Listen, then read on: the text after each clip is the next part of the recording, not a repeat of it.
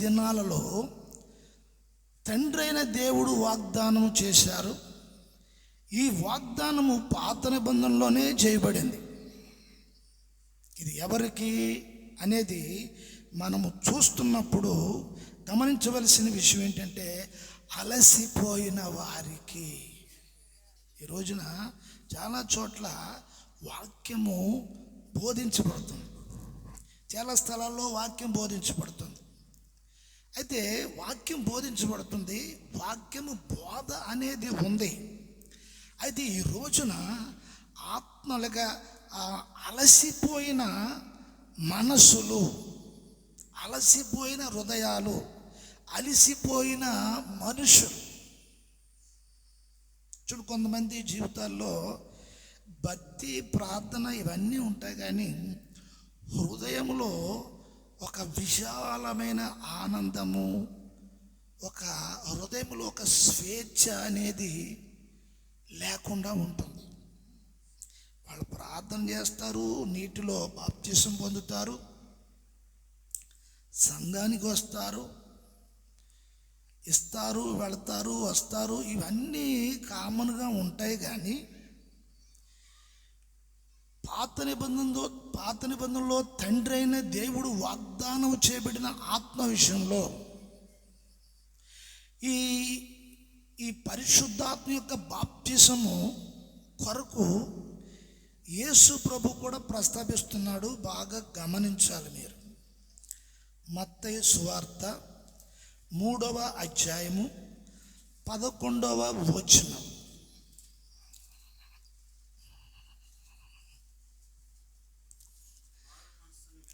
అందరూ కూడా తీసుకోండి మాటలు.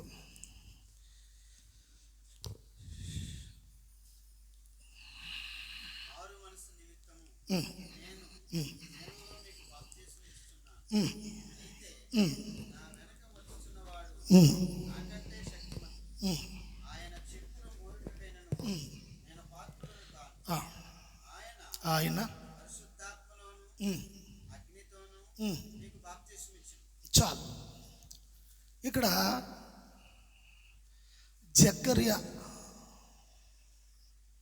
జకర్యాకు ఎలిజబెత్కు పుట్టిన యోహాను. ఈ యోహాను యోర్దాను నదిలో బాప్తిసాలు ఇస్తూ ఉన్నాడు. అయితే యోహాను ఇచ్చే బాప్తిసము అక్కడ పశ్చాత్తాపం లేక మారు మనసు నిమిత్తము, పాపక్షమాపణ నిమిత్తము బాప్తిసం ఇస్తున్నాడు. నా మాటలు బాగా మీరు గమనించాలి. మీకు వాక్యము చదివి దానిలో ఉన్న విషయాన్ని గ్రహించే ఆత్మ మీకుంటే, మనసు మీకుంటే, ఇప్పుడు ఈ విషయాలు అర్థమవుతాయి. ఇప్పుడు నేను చెప్పే విషయాలు మామూలు విషయాలు కాదు. ఏదో వచ్చారు కదా, కాసేపు ఒక 4 పాటలు పాడేసుకుని, నేను 2 పాటలు పాడతాను, మీరు 2 పాటలు పాడతాను, నేను పాట పాడతాను, వంతులు వేసేసుకుని, ఇలాగ ఎప్పుడూ జరుగుతూనే ఉంటుంది. పాటలు, వాళ్ళ పాటలు పాడండి, వీళ్ళ పాటలు పాడండి, ఇలా పాడేసి ఈ పాటలన్నీ అయిపోయేటప్పుడు టైం అయిపోద్ది, ఒక అరగంట వాక్యం ఏదో ఒకటి చెప్పేసుకుని వెళ్ళిపోవడం అనేది కాకుండా,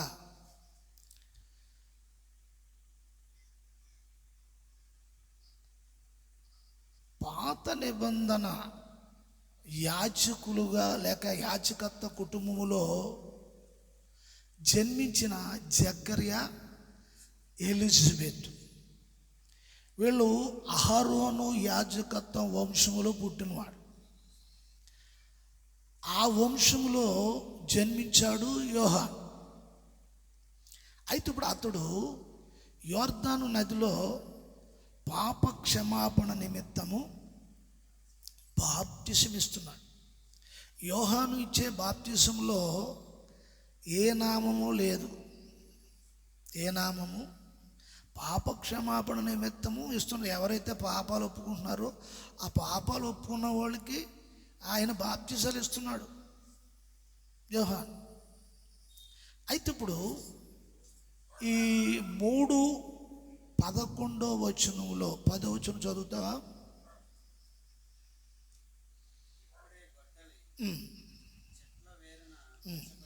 ఉమ్, ఉమ్, ఆ, ఉమ్, ఉమ్, ఉమ్. అయితే ఇప్పుడు తీర్పు కొరకు మాట్లాడుతున్నాడు. గొడ్డలి నరకటం అనేది ఇది తీర్పును చూపిస్తూ ఉంది. ఒక చెట్టుని ఎప్పుడు నరికేస్తారు?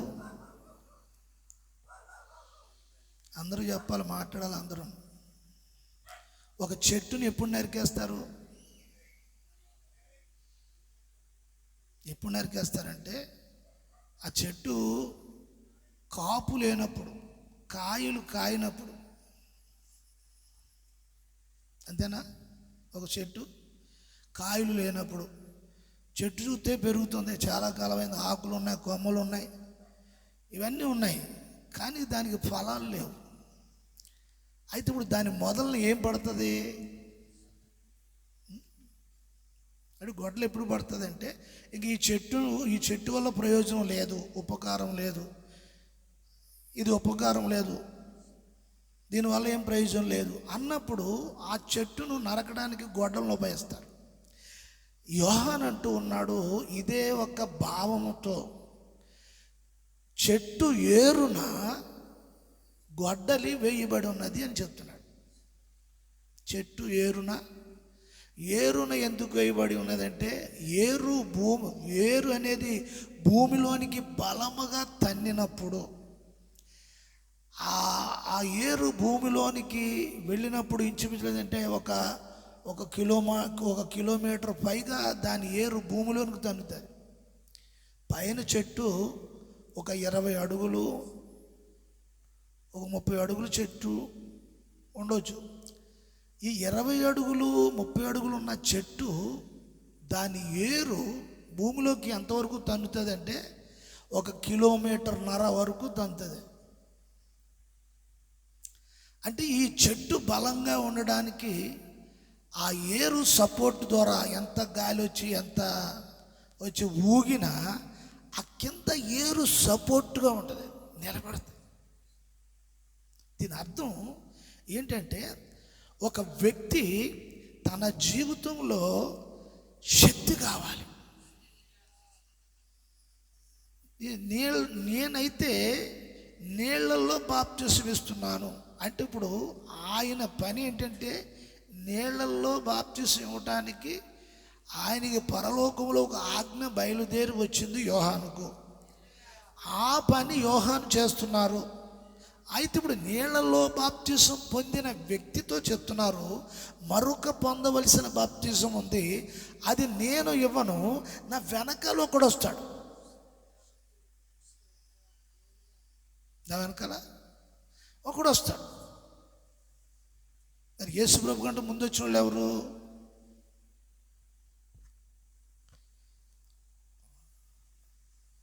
యేసు ప్రభు కంటే ముందు వచ్చిన వాళ్ళు ఎవరు? యోహాను. 6 నెలల పెద్దోడు అతడు. ఇప్పుడు పెద్దోడు, వయస్సులో పెద్దోడు అయినప్పుడు యేసు ప్రభు గురించి చెప్తున్నాడు, నాకంటే వెనకాల ఒక ఆయన వస్తాడు, ఆయన పరిశుద్ధాత్మలోను అగ్నిలోనూ బాప్తిజం ఇస్తారట. అది ఒక మారు మనసు పొంది ఒక వ్యక్తికి ఈ బాప్తిజం అవసరం. ఇప్పుడు చాలామంది మొత్తం మీద ఎక్కడ కూడా మేము బాప్తిజం పొందేవండి, అదండి ఇదండి చెప్తూ ఉంటారు. సరే, ఓకే, రైట్. మొత్తం మీద అయితే ఇప్పుడు యేసయ్య ఇచ్చే బాప్తిజం ఉందని యోహాను చెప్తున్నారు. ఈ బాప్తిజము మారు మనసు పొందిన ప్రతి ఒక్క వ్యక్తికి ఈ బాప్తిజం కావాలి.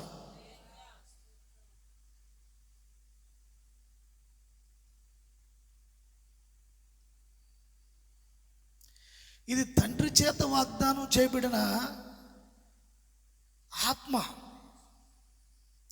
దీనిని నెరవేర్చుటకు యోహాను ముందు పుట్టిన, యోహాను తర్వాత పుట్టిన యేసు ప్రభు దాన్ని అనుగ్రహిస్తారు అని చెప్తున్నాడు యోహాను. నేను నీళ్ళలోనే ఇస్తాను బాప్తిజం, నా వెనక వచ్చేవాడు ఇక్కడ చూడండి ఒక మాట ఉపయోగిస్తున్నాడు, నాకంటే శక్తిమంతుడు. అంటే ఇప్పుడు ఒక వ్యక్తి చూడండి, విశ్వాసంలోనూ ప్రార్థనలోనూ కొంతమందికి విశ్వాసం కొంత అనుభవం వచ్చేసేటప్పటికి, ప్రార్థన కొంత వయసు వచ్చేసేటప్పటికి, కొంత సమయం అయిపోయేటప్పటికి కొంతమంది జీవితంలో మనసులో విసుగుదల వచ్చేస్తుంది. ఏంటి బాబా ఇలాగంటున్నాడు, ఈ ప్రార్థన చేసుకోవటం ఇదంతా చేసుకోవటం, ఏమో మనకేమో ఈ పనులన్నీ 3 పనులు ఇవన్నీ ఉన్నాయి, ఇదంతా మనతోటి అయ్యేలా లేదు. ఓ పక్కేమో మనసు అలసిపోతుంది, శరీరం అలసిపోతుంది, నెమ్మది లేదు. దీనికి ఎట్టి ఈ విషయంలో ఏదైనా విముక్తి ఉందా? సరే ప్రార్థనకు వెళ్తున్నాము, వస్తున్నాము, నెలకో 2 నెలలకో ఆ ద్రాక్ష రసం బల్లం మింగేస్తున్నాము, ఇదేదో చేసేస్తున్నాం, ఇదేదో జరుగుతున్నా కూడా పరిస్థితులు, మనసు, ఆలోచన ఇదంతా ఇలాగే ఉంటుంది. మనసు అలసిపోతుంది, ఒక్కోసారి చికాకు వచ్చేస్తుంది, నెమ్మది లేకుండా అయిపోతుంది, విశ్రాంతి లేకుండా అయిపోతుంది. ఇక చనిపోయే వరకు ఇలాగే ఉంటుందా? ఇంతేనా?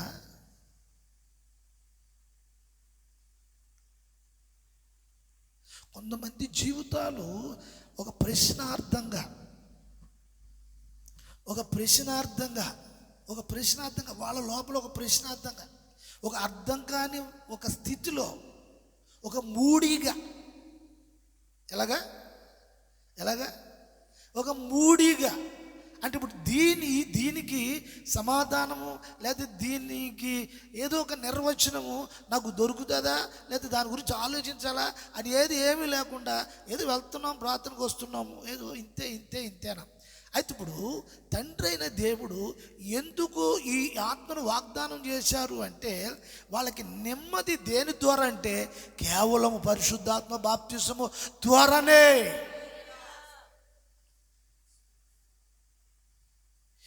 శరీర సంబంధమైన మనస్సు కలిగి గమనించాలి.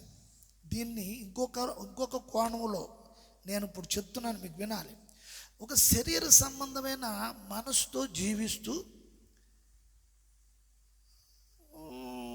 వారి మీదకి ఆత్మ వచ్చినప్పుడు ఏదో కొంచెం ఇట్లా కదులుతూ అలాగ ఉండిపోతున్నప్పుడు వాళ్ళ లోపల ఎలా ఉంటుందంటే, నేను కూడా పరిశుద్ధాత్మ పొందాను, నేను కూడా కొంచెం ఏదో భాషలో మాట్లాడుతున్నాను అని ఆ విధంగా ఒక భ్రమలో జీవితాన్ని కొనసాగించుకుంటా వెళ్ళిపోతున్నారు. అలాగుంటూ ఏదో చిన్న మంచి కార్యాలు, చిన్న ఉపకారాలు, చిన్న ఇవి జీవితంలో ఏదో మార్పు వచ్చి కొంచెం ఇట్లాగే చేసి ఉండవచ్చు.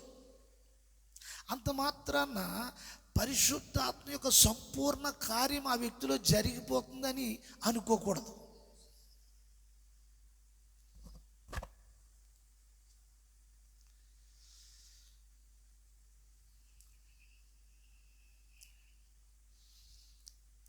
మళ్ళీ చదువుదాం మాట ఒకసారి. నాకు వెనక వచ్చేవాడు నాకంటే శక్తిమంతుడు. ఇప్పుడు ఇతను ఇలా చూడండి, బాగా గమనించాలి. ఇతడు దేవుని ఆత్మ ద్వారా ఇతను కూడా పుట్టినోడే. ఎవరు గమనించాలి, చూడాలి.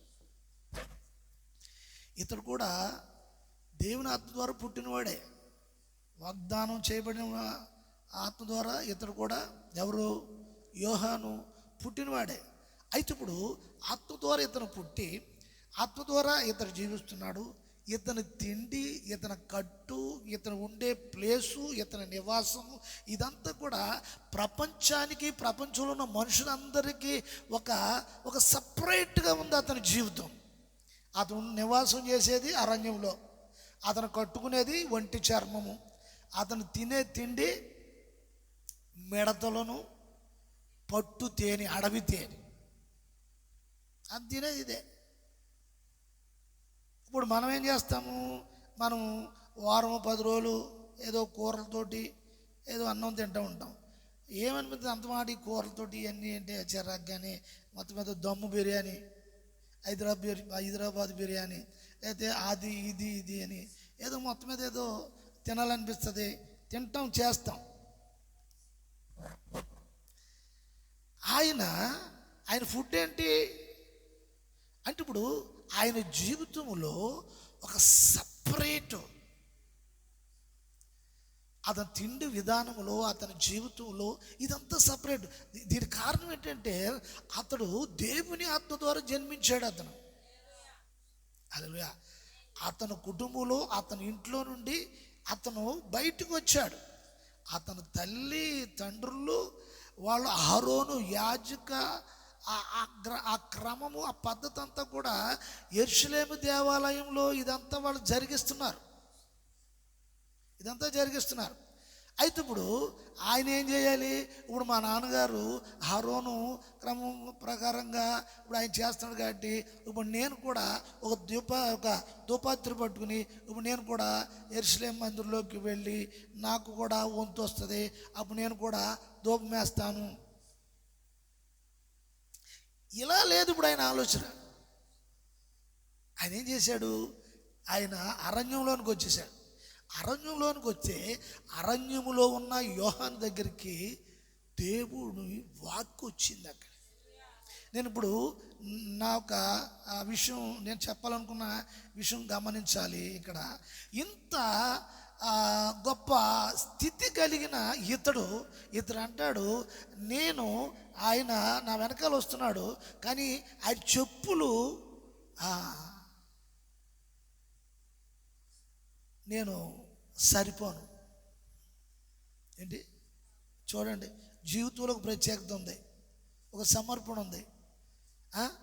లోకం నుండి వేరైన జీవితము, ఎటువంటి ఆశను ఆశించలేని జీవితము, ఒక ప్రత్యేకమైన జీవితము, ఒక పవిత్రమైన జీవితము, తిండిలోను కూడా ఏమాత్రం ఒక అపవిత్రతమైనది లేకుండా, శరీరంగా పోవడానికి కూడా ఏ రకరకాలు. ఇప్పుడు చూడండి, ఇప్పుడు మనం బట్టలు కట్టుకోవడం కూడా ఎలా ఉంటుందంటే నాకు ఆ రంగు ఇష్టము, ఈ కలర్ ఇష్టము, అది ఇష్టము, నాకు గులాబీ రంగు అంటే ఇష్టం, నాకు బ్లూ కలర్ అంటే ఇష్టం, నాకు బ్లాక్ అంటే ఇష్టం, నాకు అది ఇష్టం, ఇది ఇష్టం. ఇవన్నీ ఉంటాయి. ఒకసారి ఆలోచించండి. ఇప్పుడు నీ ఆత్మ విషయము నువ్వు ఒక్కసారి దాని విషయం నువ్వు గ్రహించాలి. అది ఎంతవరకు నీలో ఎంతవరకు అది ఎదుగుతుంది, అది ఎంతవరకు అభివృద్ధి చెందుతుంది. పరిశుద్ధాత్మ యొక్క బాప్తిసం అనే విషయంలో నీటిలో నువ్వు అంటే నీటిలో బాప్తిసినప్పుడు సేవకులు మేము ఏం చేస్తామంటే కిందకి ముంచుతాం పూర్తిగా. అంటే ఇప్పుడు పరిశుద్ధాత్మ బాప్తిసము ఎట్లా ఉంటుందంటే మోకాళ్ళ దాకా ములిగారా, లేదా నడుము దాకా ములిగారా. నడుము దాకా ములిగితే ఇది ఎలా ఉంది? ఇది పొడిగా ఉంది. అంటే విశ్వాస సంబంధమైన ఆత్మ యొక్క సమర్పణ ఎట్లా ఉందంటే అందులో నీ ఇష్టము పనిచేస్తుంది, ఆ దేవునికి కూడా ఏదో కొంచెం అలా కూడా పనిచేస్తుంది. సంపూర్ణమైంది జరగట్లేదు. అది జరగలేనప్పుడు నీ జీవితంలో నువ్వు నెమ్మది పొందలేవు, శాంతిని పొందలేవు. అలిసిపోయిన ప్రాణానికి నెమ్మది కలగాలి అంటే, అన్య భాషలు మాట్లాడాలి అంటే ఆత్మచేత నింపబడాలి. హల్లెలూయా, హల్లెలూయా. ప్రతి ఒక్క వ్యక్తి ఎంత చదవరైనా, ఏమి చదువు లేకపోయినా, ఏమి తెలివి లేకపోయినా, ఏమి జ్ఞానం లేకపోయినా, ఎంత జ్ఞానం కలిగినా ఏ వ్యక్తి అయినా సరే ఆ వ్యక్తి పరిశుద్ధాత్మ బాప్తిసం పొందాలి. స్తోత్రం. హల్లెలూయా, హల్లెలూయా. అందుకే అన్నాడు, ఈ బాప్తిసము నేనివ్వను కానీ ఆ బాప్తిసము ఇచ్చేవాడు నా వెనక వస్తున్నాడు. అంటే ఈ లెక్కని మన మాటలు కూడా గమనించాలి. మన మాటలు కూడా ఎచ్చుగా ఉంటాయి. కొన్ని సందర్భాల్లో ఎచ్చుగా ఉంటాయి. ఆయన ఎంత ప్రత్యేకతలో ఉన్నాడు ఒకసారి ఆలోచించండి. యోహాను ఎంత ప్రత్యేకతలో ఉన్నాడు. మనం కొన్నిసార్లు మన మాటలు ఒక క్రూర మృగములాగా చూడండి. మనం ఈ డిస్కవరీ ఛానల్లో చూస్తూ ఉంటాం. ఒక జింకను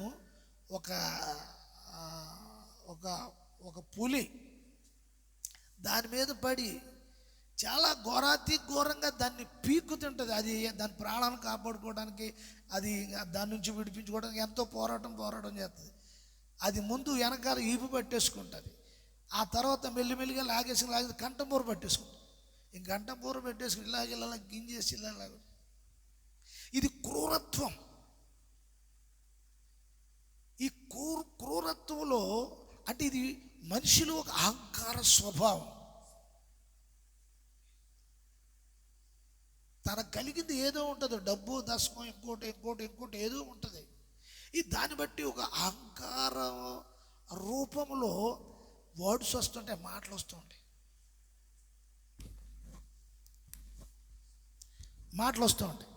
గమనించాలి.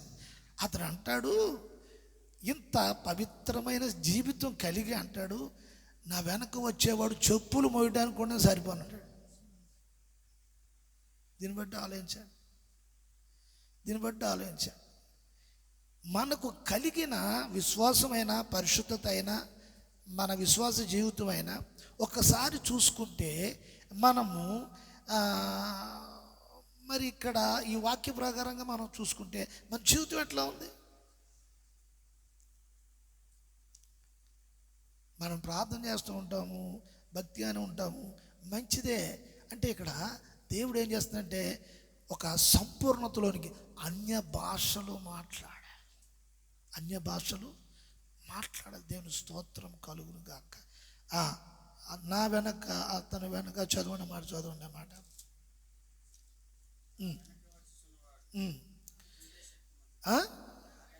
అంటే ఇప్పుడు ఇక్కడ ఏం చెప్తున్నాడు? ఇలా చూడండి. అంటే ఇప్పుడు ఆయన శక్తితో ఈక్వల్ చేసుకుంటున్నాడా? సమానం చేసుకుంటున్నాడా? ఆయన ప్రభువు, ఆయన వాగ్దానం ద్వారా పుట్టినోడు, ప్రజల కొరకు మరణించడానికి వచ్చినోడు, ప్రజల్ని పాపం నుండి విడిపించడానికి వచ్చినోడు. ఈ కార్యం చేయడానికి ప్రపంచంలో ఎవరికీ శక్తి లేదు. యాజక వంశంలో పుట్టినా, నేను చేసినా, యాజకత్వం చేస్తున్నా, దేవుని వాక్యం నా దగ్గరకు వచ్చినా అంత శక్తి కలిగిన వాడు నేను కాదని చెప్తున్నాడు. నాకంటే శక్తిమంతుడు. అంటే ఇక్కడ చూడండి, ఒక విశ్వాసి మరొక విశ్వాసి ఆత్మీయ జీవితాన్ని పరీక్షిస్తే అప్పుడు ఒకరొకరు విషయంలో అంత ప్రార్థన జీవితం నాకు లేదు, అంత ఆత్మీయత నాకు లేదు, ఆ విషయంలో ఈ బలహీనుని, ఈ విషయంలో బలహీనురాలని, ఇలాగ ఈ విషయాలు గుర్తించగలుగుతాం. అంటే ఇప్పుడు యోహాన్లో ఉన్న ఆత్మ అభిషేకము అతనుకున్న శక్తిని ఎంతో అతడు గమనించి గ్రహించేటట్లుగా అతనిలో ఉన్న ఆత్మ అతనికి తెలియజేస్తుంది, నేర్పిస్తుంది. తనలో ఎంత అభిషేకం ఉందో, తనలో ఎంత శక్తి ఉందో అతనికి తెలియజేస్తుంది. ఈ రోజున వాక్యం వింటున్న నీ జీవితంలో నీలో నిన్ను చూసుకోవడానికి, నిన్ను నీవు గ్రహించటానికి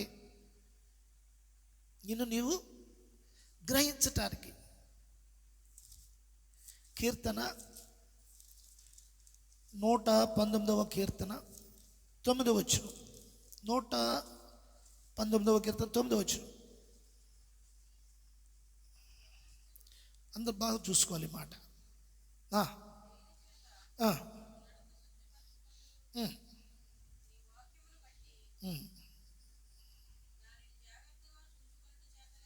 నీ వాక్యమును బట్టి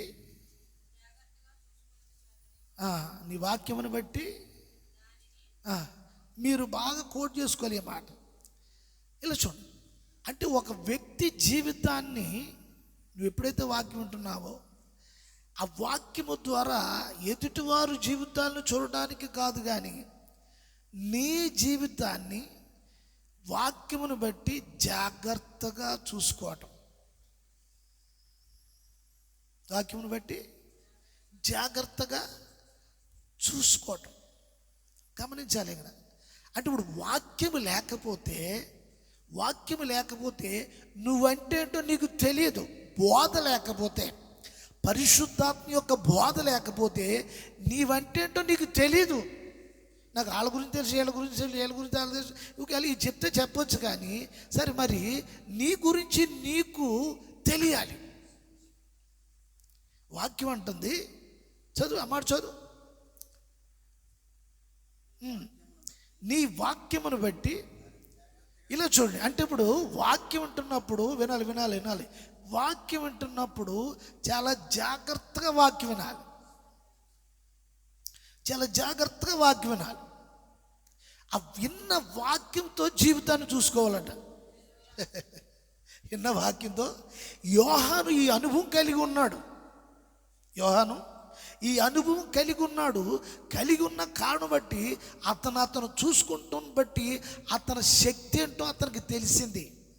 అతను వెనకాల వస్తున్నవాడు అతనికంటా శక్తిమంతుడా, అతనికంటా శక్తి లేనివాడా, ఈ విషయాలు అతను గుర్తించగలుగుతున్నాడు. ఇవి ఎలా సాధ్యము అంటే ఈ వాక్యాన్ని నువ్వు గుర్తించడానికి, గ్రహించడానికి నీ జీవితంలో ప్రార్థన ఆత్మ కలిగి ఉండాలి, ప్రార్థన తీవ్రత కలిగి ఉండాలి, ప్రార్థనలో గోజాడుతూ ఉండాలి. తీవ్రత. 104 జ్వరం వచ్చేసింది. 104 జ్వరం వచ్చేసిన మనిషి ఎలా ఉంటాడో తెలుసా? స్పృహ ఉండదు, వణికిపోతూ ఉంటాడు. మొత్తం లేచి కూర్చోలేరు, కూర్చోబెడితే అలా పడిపోతారు. అంటే బాడీ అంతా ఆ టెంపరేచర్తో ఉండిపోతుంది. దాన్ని ఏమంటారంటే తీవ్రమైన టెంపరేచరు, తీవ్రమైన జ్వరం. ఇప్పుడు ప్రార్థనలో కూడా అలా తీవ్రతలోనికి ఏదో కాసేపు కూర్చుని ప్రభువా మరి ఆ బంధన ఫోన్ని దీవించండి ప్రభువా, జీవం గల సంఘాన్ని దీవించండి ప్రభువా, దాన్ని అభివృద్ధి పరచండి ప్రభువా, ఇట్లా ప్రభువా, అట్లా ప్రభువా, రోకల ప్రభువా, రోలు ప్రభువా.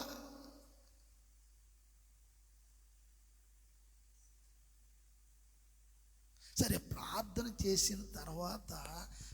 చేసిన తర్వాత ఒకవేళ మనస్సులో ఏదైనా ఒక నెమ్మది నువ్వు కలిగి ఉన్న అనుభవం ఉందా అంటే లేదు. దాన్ని బట్టి ఆలోచించి ఒకసారి, దాన్ని బట్టి ఆలోచించాలి.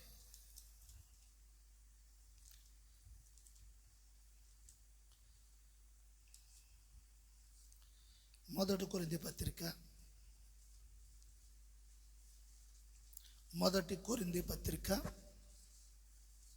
14వ అధ్యాయము 21వ వచనము. మొదటి కొరింథీయుల పత్రిక 14వ అధ్యాయము 21వ వచనం.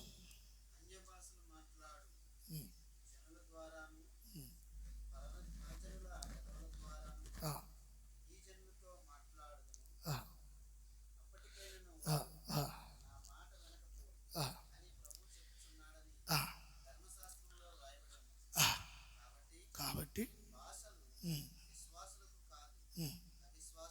ఇక్కడ ఇలా చూడండి, 21వ వచనంలో పాత నిబంధనలో వాగ్దానము చేసిన ఆ విషయాన్ని పౌలు సంఘంతో సంప్రదిస్తున్నాడు. బాగా గమనించాలి. అంటే ఇప్పుడు సంఘానికి పరిశుద్ధాత్మ యొక్క అనుభవము సంఘానికి అవసరం. మరి ఎంతమంది ఈ అనుభవం కలిగి ఉన్నారు? ఎంతమంది ఈ అనుభవం కలిగి ఉండాలి? ఏదో సంఘానికి వచ్చి వెళ్ళిపోతూ చూడండి, కొంచెం మైక్ సౌండ్ పెట్టేసి మంచి కామ్గా గట్టి కొట్టేసి అంతా చేసేప్పటికి కొంచెం కేకలేసేసి అలరేసేసి కొట్టేసి చేసుకుని ఒకసారి ఎక్కడ ఒంగోల్లో ఒక ఆవిడ మొత్తం ఏంటిది ఇలా ఊపేస్తుంది, జుట్టు ఇలాగ వచ్చేస్తుంది, ముడు ఊడిపోయింది, ఇలాగ వచ్చేస్తుంది, ఇలాగంటుంది, ఒంటి మీద బట్ట ఆ చీర అవి ఊడిపోయింది, గంతులు వేసేస్తుంది, ఇళ్ళ పెద్ద పెద్ద కేకలేస్తుంది.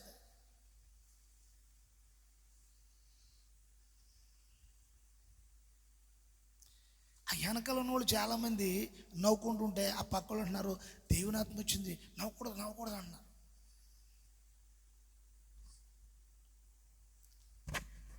ఏమొచ్చిందంట?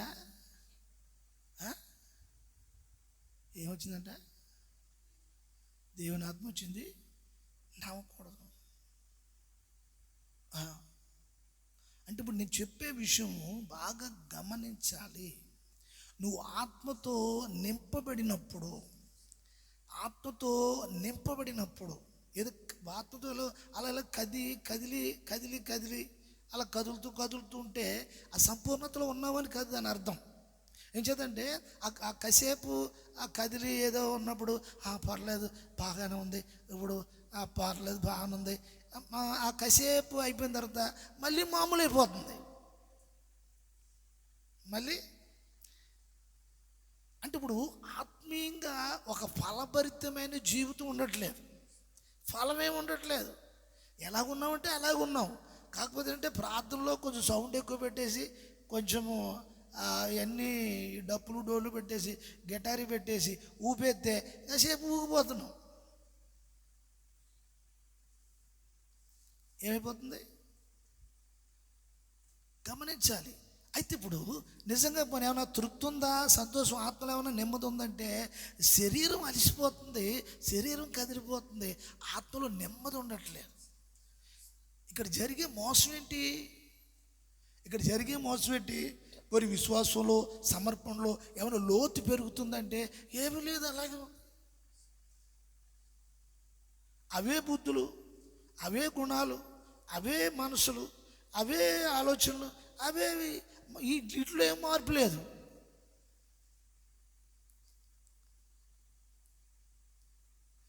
ఏదైనా త్యాగం విషయంలో వచ్చేటప్పటికి ఏదైనా త్యాగం పెరుగుతుందంటే ఏమీ లేదు. ఇప్పుడు త్యాగం కూడా ఎలాగుందంటే ఎవరన్నా ఏది ఇస్తే అది ఇస్తాం ఇంకొకళ్ళకి.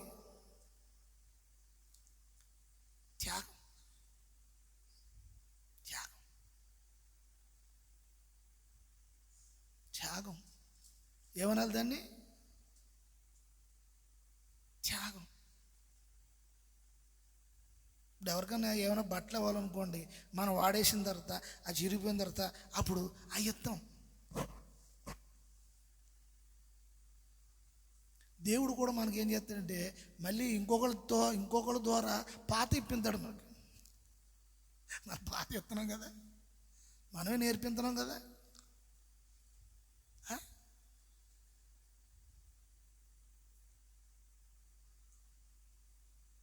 నువ్వేదైతే చేస్తావో అది మళ్ళీ రిఫెక్ట్ అవుతుంది, రిఫెక్ట్ చేస్తున్నాడు ఆయన. ఇక్కడ పౌలు సంఘానికి ఒక విషయాన్ని తెలియజేస్తున్నాడు. 20వ వచనం చదువు. అదేనా అది?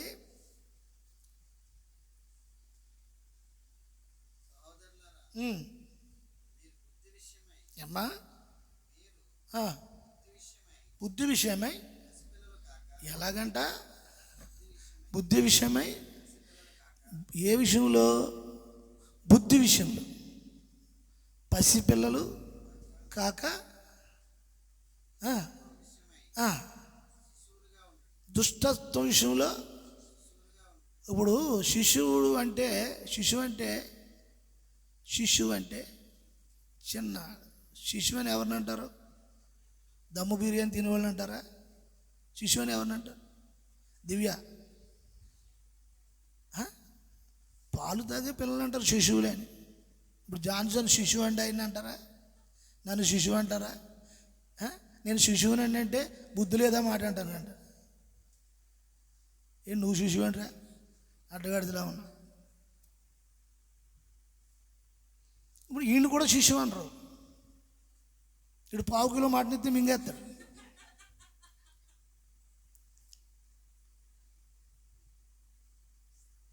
ఆయన అన్నాడు, దుష్టత్వం విషయంలో శిష్యులుగా ఉండంట. ఇప్పుడు పాలు తాగే పిల్లడు కాడికి ఏం తెలుస్తుంది? వాళ్ళు కుతంత్రాలు ఏమైనా ఉంటాయా అంటే సంఘములో ఉన్న వ్యక్తి ఆ ఒక్క స్థితిలో ఉండాలట. అంటే పరిశుద్ధాత్మ యొక్క బాప్తిజం పొందిన ఒక వ్యక్తి జీవితంలో ఆ సంపూర్ణత కార్యము జరిగినప్పుడు అప్పుడు ఆ శిష్యు అన్నవాడు అయ్యో ఇప్పుడు నేను ఒక 1/2 లీటర్ పాలు సంపాదించుకోవాలి, దాంట్లో పందారు సంపాదించుకోవాలి, దాన్ని మరగబెట్టడానికి గ్యాస్ సిలిండర్ ఇవన్నీ కొనుక్కోవాలి, అడిగి ఆలోచనలు ఎన్ని ఉంటాయా? ఏం చేస్తాడు? ఆకలిస్తే కేర్ అంటాడు. అప్పుడు ఏం చేస్తుంది? ఆ కన్నా తల్లి, దానికి కారణమైనోడు ఎవరో తండ్రి. ఆ కారణం నవ్వుతావేంటి? ఆ కారకుడు అదంతా పట్టుకొచ్చి అన్నీ ఆడే చూసుకుంటాడు, పందారా టీ పొడి అన్నీ ఆడే చూసుకుంటాడు. అప్పుడు ఆడు అన్నీ తీసుకొచ్చేటప్పటికి తీసుకొచ్చి ఆ పాల తిత్తు నోట్లో పెడితే ఆడు శుభ్రంగా తాగేసి ఈ పాలు ఎలాగొచ్చినాయి, ఈ గేదె పాల డబ్బా పాల ఇవన్నీ ఆలోచించాడా? ఆడికి ఏం లేదు, కడుపు నుండి ఆకలిస్తే ఏడుస్తాడు, ఆ తర్వాత కడుపు నుండి తాగేస్తాడు. కడుపు నిండా తాగేస్తే మంచి చల్లగా లేస్తే మళ్ళీ గొర్రెట్టు పడుకుంటాడు. మళ్ళీ 2-3 సార్లు పోసేస్తే మళ్ళీ ఆకలేసి. అంటే ఇప్పుడు చూడండి, ఆయన అంటూ ఉన్నాడు, చక్క చదువు మాట, సహోదరులారా. ఎవరికి ఇప్పుడు ఈ మాటలు? సంఘంతో. ఆ సంఘం ఎట్లా ఉందంటే, ఆ సంఘానికి ఉపదేశం వాక్యం ఉందని ఉప్పొంగిపోతున్నారు వాళ్ళు ఊరికే. సత్యం సంకలు కొట్టేసుకుని చూసుకో, ఇంకా దుష్టత్వం వదిలిపెట్టలేదు, దుర్మార్గత విడిచిపెట్టలేదు. ఏంటంటే ఏదన్నా నష్టపరుచుకోవడానికి ఆ మనసు లేదు. ఇప్పుడు వాళ్ళకు చెప్తున్నాడు ఈ విషయాలు. సహోదరులారా, మీరు బుద్ధి విషయమై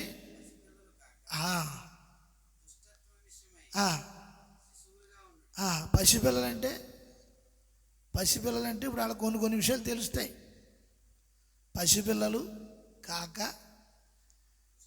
దుష్టత్వ విషయమై శిశువులుగా ఉండాలట. ఇప్పుడు ఈ అనుభవం ఉండాలంటే సంఘంలో ఉన్న వాళ్ళకి, ఇప్పుడు ఈ అనుభవం ఉండాలంటే ఈ అనుభవంలోకి తీసుకెళ్ళేవాడు ఎవరు అంటే, ఈ అనుభవంలోకి తీసుకెళ్ళేవాడు పరిశుద్ధాత్ముడే.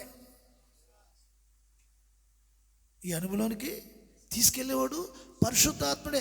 ఆ సంగతి సంఘం గుర్తించి దాన్ని ఆహ్వానించాలి, దాన్ని కోరుకోవాలి, దాని కొరకు ఎగిరిపడాలి, దాని కొరకు కనిపెట్టాలి, దాన్ని పొందుకోవాలని ఆశ ఉండాలి. ఇప్పుడు నెమ్మది లేకపోవటం ఏంటి? శరీర రోగాలు, బాధలు, కష్టాలు, ఇబ్బందులు, ఈ పరిస్థితులన్నీ కూడా నెమ్మది లేకపోవటం, శరీరంలో ఏదో ఒక అవయవం బాధ పెట్టడం. మరి ఇప్పుడు దీన్నంతా కంట్రోల్లోకి తీసుకురావడానికి ఆయన రావాలట, ఆయన పొందాలంట, ఆయన అడగాలట. అందులో శక్తి ఉందట. స్తోత్రం, హల్లెలూయా. ఆ శక్తి పొందాలట. ఆ శక్తి ఆయన ఇస్తాడని చెప్తున్నాడు ఆయన. స్తోత్రం, హల్లెలూయా. సహోదరులారా, పౌలు ఏమంటున్నారంటే ఈ విషయము ఇప్పుడు మీరు శిష్యులుగా మారిపోవాలి. శ్రేష్టమైన కల్తీ లేని కల్తీ లేని బోధను నువ్వు ఇష్టపడాలి. కల్తీ లేని బోధన. కొంచెం బాగా ఉన్నవాళ్ళు ఏం చేస్తారంటే వాళ్ళు ఏమంటారంటే, గేదెను తీసుకొచ్చి మా ఇంటికాడ పితకాల మా కళ్ళ ముందు పాలు పితికి ఇవ్వాలి, లీటర్ 150 అయినా పర్వాలేదు. కల్తీ లేని పాలు, పొదుక్కడ పాలు అంటారు. ఏంటి? పొదుక్కడ పాలు. అయితే ఇప్పుడు ప్రతి విశ్వాసి మరి ఆ శ్రేష్టమైన నెంబర్ 1 వాక్యం కావాలని మరి ఆశపడే వ్యక్తి ఎవరంటే శిశువుగా మారా. శిశువైన వ్యక్తి.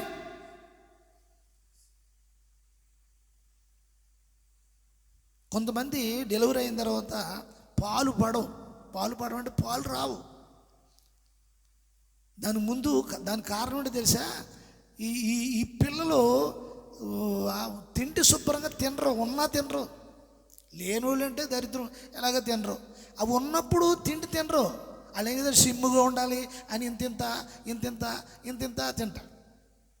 అప్పుడేమవుతుందంటే వీళ్ళకి పెళ్ళైన తర్వాత, గర్భవతి అయిన తర్వాత, బిడ్డ పుట్టిన తర్వాత వీళ్ళున్న బ్లడ్ తక్కువ ఉంటుంది. పాలు అంటే బ్లడ్డే, పాలు పడవు. ఆ పాలు పడలేనప్పుడు ఏం చేస్తారంటే, అప్పుడు ఆ మెడికల్ షాప్లో ఈ డబ్బాలు ఉంటాయి కదా, ఆ పౌడర్ కలిపి అవి పడతా ఉంటారు. అవి పడతా ఉన్నప్పుడు వాళ్ళు ఏం చేస్తారంటే చెళ్ళు మన మోషన్స్ అయిపోతూ ఉంటాయి. తల్లిపాలు తాగితే పుష్టిగా ఉంటుంది, బ్రహ్మాండంగా ఉంటుంది, ఆరోగ్యంగా ఉంటుంది. దేవుని స్తోత్రం కలుగును గాక. హల్లెలూయా. 40-50 సంవత్సరాలు వచ్చినా బలంగానే ఉంటారు. మాకు అప్పుడు డబ్బా పాలు, ఆ పాలు, ఈ పాలు ఏమి లేవు, తల్లిపాలే. అలాగే ఈ రోజున విశ్వాసులు నెంబర్ 1 ఒక సత్యము, ఒక సంపూర్ణమైన పరిపూర్ణమైన సత్యము కావాలని ఎవరు కోరుకుంటారు? నెంబర్ 1 పాలు పట్టించి, తర్వాత ఏ హోటల్లోనో అక్కడో పాలు, నీళ్లు కలిపేసిన పాలు ఎట్టుకొచ్చి ఆ నోటికి తగిలితే ఆ పాలు తాగినోడు ఆడు ఏం చేస్తాడు తెలుసా? ఎలా పడుతాడు, మూతి ఎలా ఎట్టేస్తాడు, ఆడు ఎలా పెట్టేస్తాడు. తాగు అన్నా కూడా ఎలా పెట్టాడు, ఒకవేళ నోట్లో పెట్టేసినా ఊసేస్తాడు, బయటకు ఊసేస్తాడు. శిష్యువాడు ఆడికి ఏం తెలియపోయినా పాలు గుర్తుపెట్టేస్తాడు. పాల్ని గుర్తుపట్టాడా? ఊసేస్తాడు. ఏవేలే మింగేద్దాంలే, తాగేస్తే మోషన్సే, విరోచనాలే. అలా విరోచనలు అయిపోయినాడు ఎలా ఉంటాడు? ఎప్పుడు ఎలాగ ఉంటాడు. ఇప్పుడు ఏ పాలైనా పర్లేదంట, ఏ పాలైనా ఇప్పుడు దుష్టత్వ విషయంలో శిష్యులుగా, దుష్టత్వాన్ని ఎరగలేని అనుభవంలో శిష్యుడు ఉంటాడు. అట్టి స్థితిలో సంఘంలో ఒక్కొక్క వ్యక్తి ఉండాలని పరిశుద్ధాత్మ ద్వారా సంఘానికి పౌలు మాట్లాడుతున్నాడు. అంటే ఒక విశ్వాసి ప్రశాంతంగా ఎలా ఉండగలుగుతారు అంటే, శిశువు కలిగిన మనసు ఉండాలి, శిశువు కలిగిన హృదయం ఉండాలి, శిశువు కలిగిన ఆలోచన ఉండాలి.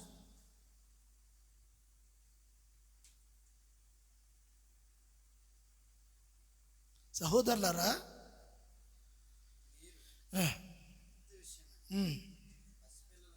కాక బుద్ధి విషయంలో పసిపిల్లలు కాక, అంటే బుద్ధి విషయంలో పెద్దవాళ్ళుగా ప్రవర్తించండి.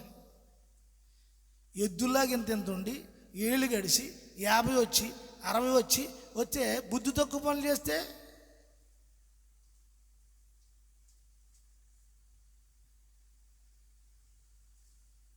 అంటే దాని అర్థం ఏంటి? బుద్ధి లేక.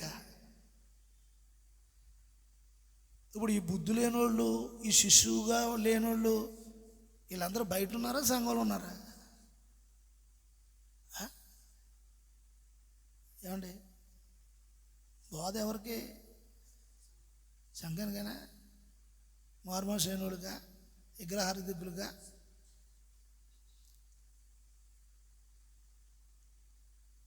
ఆలోచించండి ఒకసారి. పౌలు ఏం చెప్తున్నాడు సంఘానికి?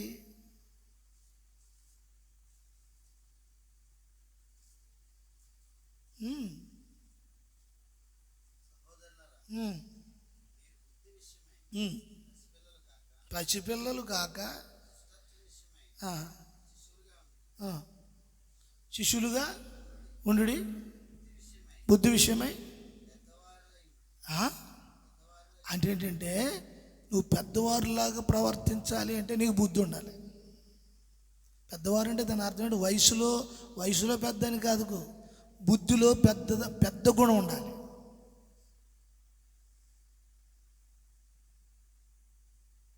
బుద్ధిలో బుద్ధిలో పెద్ద ఉండాలి. నువ్వు బుద్ధిలో పెద్దతనం ఉండాలి. వయసు కాదు. వయసు మరి చెట్టుకు వచ్చేస్తుంది, వయసు అన్ని చెట్లకు వచ్చేస్తుంది. ఇక్కడ బుద్ధికి పెద్దతనం. డబ్బుల విషయం వచ్చేటప్పటికి, వస్తువుల విషయం వచ్చేటప్పటికి, ఏదన్నా విడిచిపెట్టుకోవాలని విషయం వచ్చేసేపటికి వెంటనే ఏం పని చేసేస్తుంది? ఏం పని చేస్తుంది? ఇప్పుడు శిశువు మెడలో ఏదో గొలుసు ఉంటుంది. ఏదో గొలుసు వేస్తారు ఎవరో, మొత్తం మీద ఉయ్యాలు వేసో లేదా ఇంకో చేసో వేసారు. ఆడు చూస్తుండగా ఆడి మెడలో గొలుసు లాగేసి తీసేస్తుంటే ఆ టప్పని వేసి ఒక కర్ర తీసిన ఒకటి ఇచ్చేస్తాడా? అడుగు పట్టిపోయినాడు ఆడు పట్టిపోయాడు, నువ్వు అది తెత్తిగా నేను పాలు తాగనంటాడా? ఎందుకని?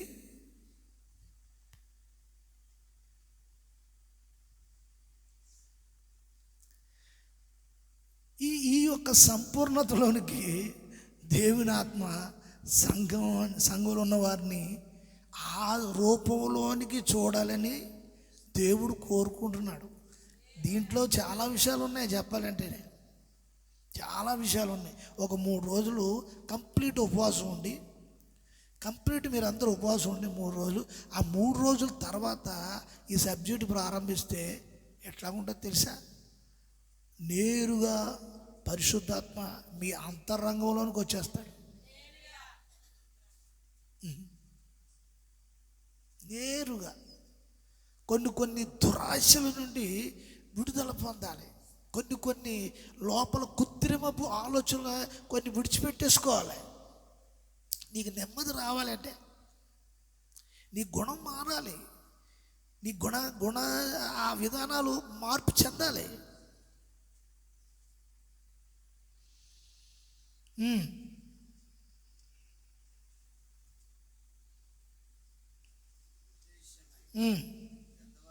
పెద్దవారులై ఉండురి,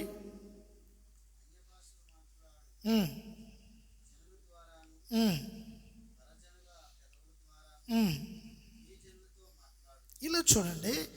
దేవుడంట పరజనులు, గమనించాలి. పరజనులు అంటే ఎవరు? పరజనులు సంఘానికి బయట ఉన్నవారు, మారు మనసు పొందని వారు, వేరే దేశం వారు, వేరే ప్రాంతం వారు. అయితే ఇప్పుడు నీలో ఉన్న ఆత్మ ద్వారా, నీలో ఉన్న ప్రవర్తన ద్వారా వాళ్ళతో మాట్లాడుతున్నాడట.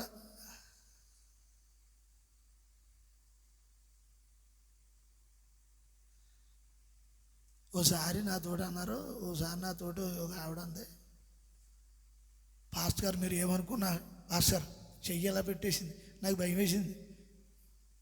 మీరు ఏమనుకున్నా సరే దాని గురించి నా దగ్గర ఎత్తకన్నాడు. దాని గురించి నా దగ్గర ఎత్తకండి. అసలు దానికి దేవుని భయమే లేదు, మారు మనసు లేదు, అది అని బూతులు తిట్టేస్తుంది.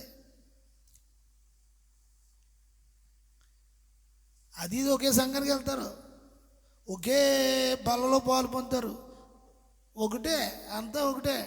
అక్కడ ఆడు ఇచ్చే పనికి మాలోడు ఆడు కూడా ఇచ్చేస్తాడు, ముంచేస్తాడు, ఇన్ని అయిపోతాయి. అది అంటుంది, భాస్కర్ మీరు ఏమైనా సరే మీ దగ్గర అబద్ధం ఆడకూడదు, దాని గురించి నా దగ్గర ఎత్తకండి. ఏంటిది?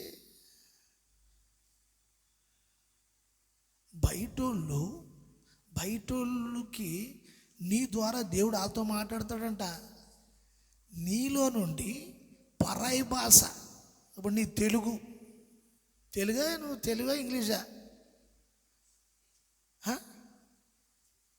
తెలుగే కదా. తెలుగు అయితే పరాయి దేశం నుంచి ఎవరో వ్యక్తి వచ్చారు నీ దగ్గరికి. అప్పుడు ఆత్మ నీతోటి ఏం చేస్తుందంటే, నీలో ఉండి నువ్వు భాష మాట్లాడుతున్నప్పుడు ఆ వ్యక్తి భాష మాట్లాడుతావు, నువ్వు ఆ వ్యక్తి భాష మాట్లాడతావు. ఆ వ్యక్తి భాష మాట్లాడుతూ అతడు చేసిన పాపపు క్రియలన్నీ అతని భాషలోని మాట్లాడుతున్నప్పుడు ఈ విషయాలన్నీ అతనికి ఎలా తెలుసు? దైవజనుడు వాక్యం ఆత్మాభిషేకంతో కూడా వాక్యం మాట్లాడుతున్నప్పుడు నా గురించి ఎవరో చెప్పారేమో, ఈయనకి ఎవరో చెప్పుంటారు నా గురించి, ఫోన్ చేసి చెప్పారేమో, అది చెప్పారేమో. అందుకే దేవుని ఆత్మ ఏం చేస్తుందంటే, దేవుని ఆత్మ ఇలా కూడా మాట్లాడుతుంది. అలాగా ఇలా కూడా మాట్లాడుతుంది. అందుకే పిల్లలైనా పెద్దలైనా ప్రార్థన చేసేటప్పుడు ఆత్మలో ప్రార్థన చేయాలి. ఆత్మలో ప్రార్థన చేయాలి, భాషలో మాట్లాడాలి. దేవుని స్తోత్రం కలుగును కాదు. వాక్యం చదవచ్చు, వాక్యం చెప్పవచ్చు, ఏమి చేసినా ఈ అన్య భాషల యొక్క అనుభవం అనేది రావాలి అంటే నువ్వు పరిశుద్ధాత్మ బాప్తిజము పొందాలి. ఆ పొందలేని అంతకాలము కూడా నీకు వాక్యములో ఉన్న ఆ శక్తి ఏంటో నువ్వు అనుభవించలేవు. వాక్యంలో శక్తి నువ్వు అనుభవించలేవు. అలా కూర్చుంటావు. చూడండి, ఒక అంగవైకల్యులు, ఒక కోమలు ఉన్నవాడిని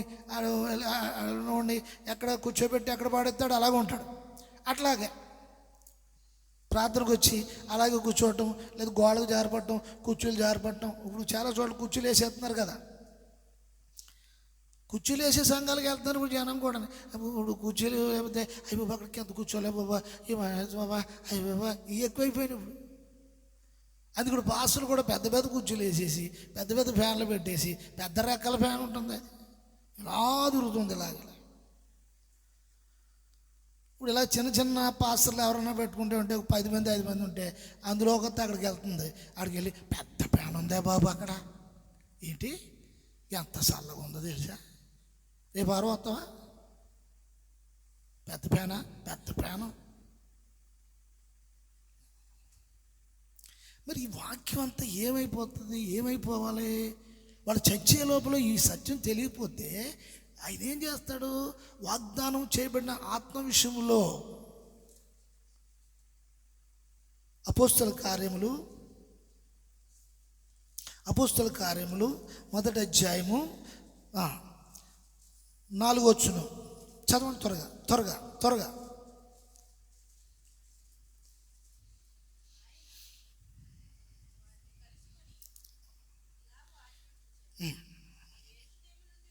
అది చాలా మంచి పవర్ఫుల్గా చదవాలి ఆ మాటలో. ఆయన ఎవరిని కలుసుకుని, ఆయన వారిని కలుసుకొని, ఏంటి ఇలాగ ఆజ్ఞది. యేసు ప్రభు శిష్యులను కలుసుకున్నాడు, వారిని కలుసుకుని ఇలాగ ఆజ్ఞాపించాడు. ఎలాగ ఆజ్ఞాపించాడు? యెరూషలేము నుండి వెళ్ళక, ఏంటి నా వలన వినిన తండ్రి యొక్క ఏంటి మాట్లాడింది ఎవరు? ఇప్పుడు ఆ యెషయా గ్రంథంలో మాట్లాడింది ఎవరు? 28వ అధ్యాయం 11, 12 వచనాల్లో మాట్లాడింది ఎవరు? ఆయన చెప్తున్నాడు. అర్థం కాలేదా? మళ్ళీ చదువు. కలుసుకొని ఇదిగో ఎలాగ ఆజ్ఞాపించారు, మీరు యెరూషలేము నుండి వెళ్ళక. ఇలా చూడండి, ఇప్పుడు సేవ ప్రారంభించాలి అంటే ఇప్పుడు ఏంటి, యేసు ప్రభుతో 3.5 సంవత్సరాలు వారు కలిసి ఉన్నారు. అద్భుతాలు చూశారు, ఆశ్చర్యకార్యాలు చూశారు. పేతురేమో నీళ్ళ మీద నడిచాడు. ఇలా కొంతమంది అద్భుతాలు చూశారు. రొట్లు పంచిపెట్టారు. రొట్లు పంచిపెట్టేసిన తర్వాత మిగిలిన 12 గంపలు ఎత్తారు. ఈ కార్యం అంతా చూశారు. ఇంకా ఎన్నో అద్భుతాలు చూశారు. ఇప్పుడు ఇవన్నీ అద్భుతాలు చూసేసి వాళ్ళు మామూలుగా వెళ్ళి ప్రార్థన చేస్తే దెయ్యాలు వెళ్ళిపోయాయి. అప్పుడు వాళ్ళకేం పరిశుద్ధాత్మ లేదు, దెయ్యాలు వెళ్ళిపోయాయి. అప్పుడు వాళ్ళు వచ్చి, ప్రభువా ఇదిగో మేము కూడా వెళ్ళి పరిచర్య చేస్తున్నాం. మరి అక్కడికి వెళ్తే, ఆ గ్రామంలోకి వెళ్తే ఆ సిస్టర్ మీద ఉన్న దురాత్మ వెళ్ళిపోయింది. స్తోత్రం. ఏంటి ఎలాగా? ఇప్పుడు యేసుప్రభు దగ్గర ఎలా ఉన్నారు ఇప్పుడు వీళ్ళు?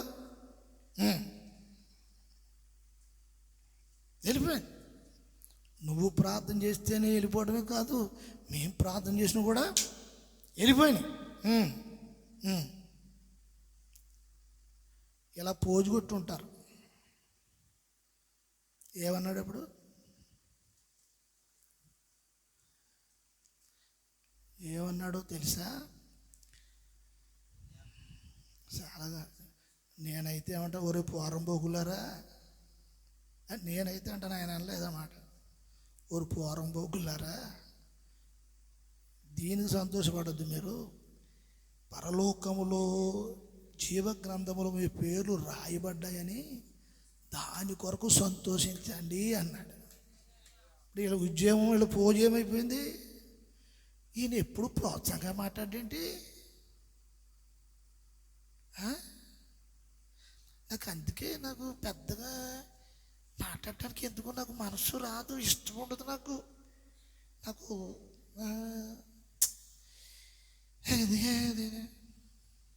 70 మంది కూడా అలాగే దొబ్బేశారు.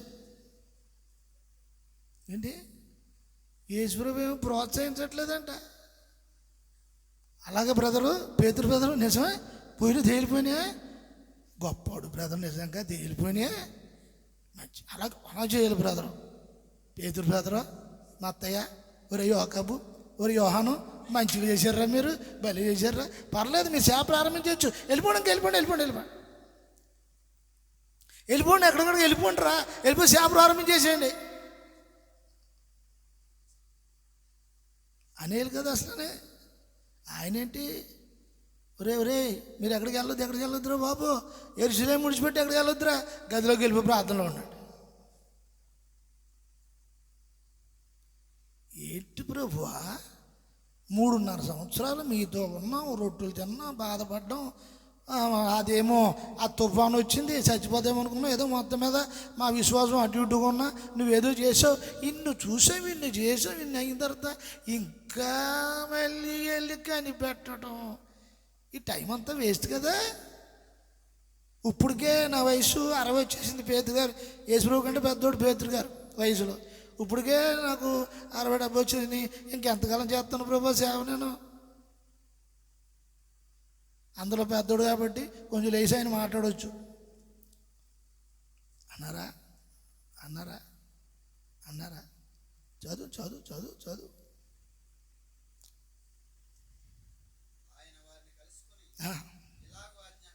ఏంటంటే ఇది ఏంటి? ఆజ్ఞ. ఉత్తుత్తు మాట కాదు, ఆయన గుర్తించాడు. ఇప్పుడు వీళ్ళకి ఏం కావాలి? వీళ్ళకి వాళ్ళు నీటిలో బాప్తీసం పొందారు మొత్తం మీద, యోహాను ద్వారానో ఎవరి ద్వారా పొందేశారు మొత్తం మీద, అయిపోయింది. అప్పుడు ఏమన్నాడు? మీరు వెళ్ళి మీరు పరిశుద్ధాత్మ పొందాలి అంటే దాని కొరకు కనిపెట్టండి అని చెప్తున్నాడు. ఏంటంటే దాని కొరకు కనిపెట్టడం, ప్రార్థనలు కూర్చోవడం, అబ్బాయి కొంచెం కష్టం ఉంది అటు పని, అక్కడేమో మేమేమో 2 బోట్లు ఉన్నాయి, ఒకటి అద్దెకిచ్చాం, ఇంకోటి ఏమో మేము వెళ్తున్నాం, జబదీ కుమారుడు యోహాను వీళ్ళందరూ ఉన్నారా, ఇదంతా చూసుకోవాలా, మళ్ళీ వారం జమాకు వచ్చేసిన వాళ్ళు డబ్బులు ఇవ్వాలా, ఇదంతా కనిపెట్టడం అంటే ఇప్పుడు కష్టం. కనిపెట్టడం అంటే ప్రార్థన చేయటం అంటే కష్టం. ఇప్పుడు మా ఆవిడకి బోడి పని ఉంటుంది, బండి సామాన్లు ఉంటాయి, టాటర్ కోట్లు ఉంటాయి ఉతుక్కోవడానికి, ఇదంతా దానికి ఖాళీ ఉండదు, నాకు ఖాళీ ఉండదు. అది నవ్వించడానికి కాదు, ఆజ్ఞ. వెళ్ళి కనిపెట్టండి. ఉందా లేదా? చదువు తల్లే చదువు, అమ్మ దివ్య చదువు. తీలేదా? వచ్చినా తల్లే తీ తల్లి. ఎవరు? దివ్య నువ్వేనా? దివ్య చదువు తల్లి.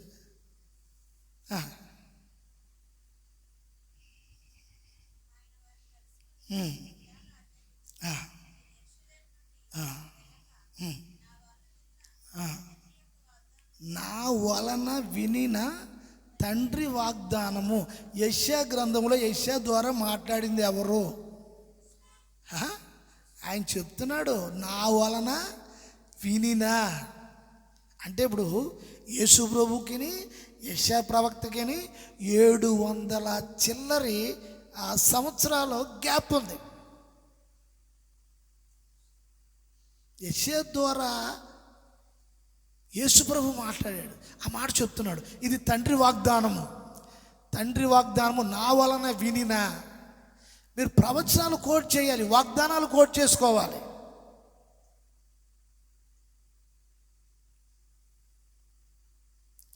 వినిన వాగ్దానము కొరకు ఏం చేయాలంట? కనిపెట్టాలి. ఎన్నాళ్ళు 10 రోజులు కూర్చోండ్రా ఇల్లు అన్నాడా? కనిపెట్టమన్నాడు, అంతే. కనిపెట్టమన్నాడు. ఎన్ని రోజులకు వచ్చింది పరిశుద్ధాత్మ మేడగదిలోకి?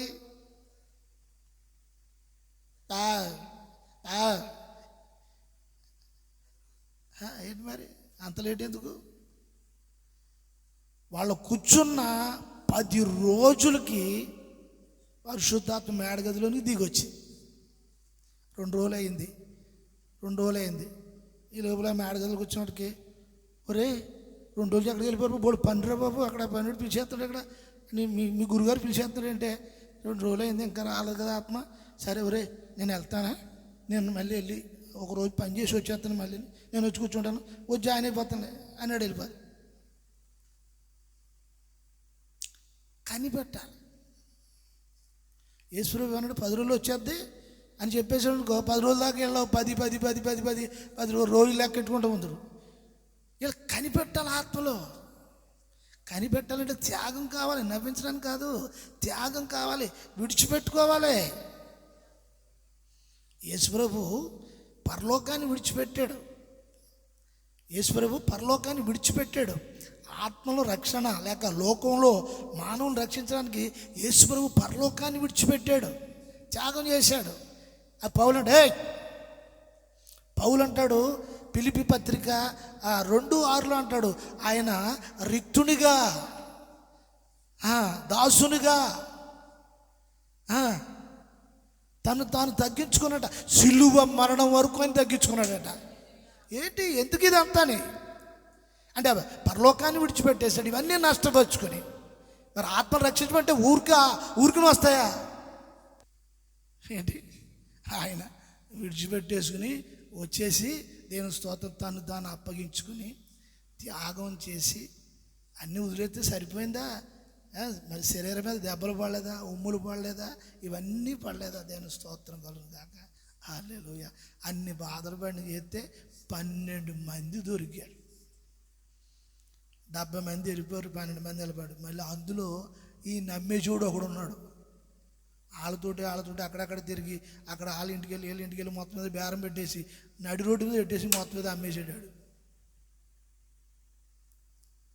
చూడు, అంచేత ఇక్కడ గమనించవలసిన విషయం ఏంటంటే, నీ జీవితంలో నీ ఆత్మ ఎటువంటిది? నీకు వచ్చే నష్టాన్ని ఇష్టపడుతుందా, కష్టాన్ని ఇష్టపడుతుందా, బాధను ఇష్టపడుతుందా, శ్రమను ఇష్టపడుతుందా? అబ్బా ఏం కొడుతున్నాడు అండి డొలక్కు, అవి చాలా బాగా కొడుతున్నాడు, ఏం బాగా నిజంగా అండి ఏం కొడుతున్నాడు అనేప్పటికీ అప్పుడు ఏంట్రా కొట్టడం అంటే ఎదవ కొట్టుడును సాగు డప్పులాగా అంటే మళ్ళీ కొట్టడానికి వస్తాడా? అయ్యో నిజంగా ఏం చెప్పేస్తున్నారండి, వాక్యం ఏం పాట పాడేస్తున్నారండి, అయ్యో బాబు ఇదండి బాబు నిజంగా అండి ఏంటి అక్షయ నిజంగా ప్రార్థన చేస్తుందండి, అక్షయ సాక్ష్యం చెప్తుందండి, రిషిత అయ్యి బాబు అండి బాబు అలా కదండి బాబు, ఇదండి బాబు.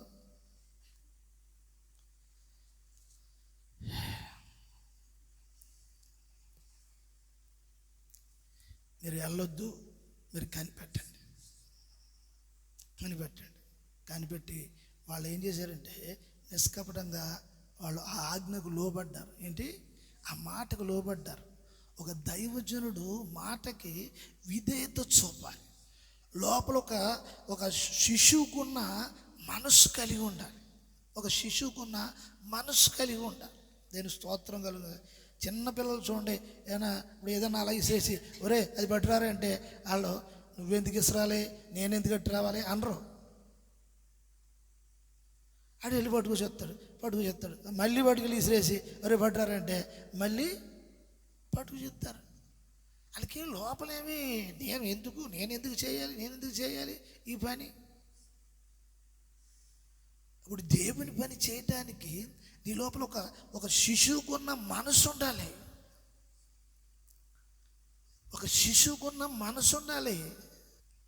చదవండి, అదే అపోస్తలుల కార్యాలు అదే చదవండి.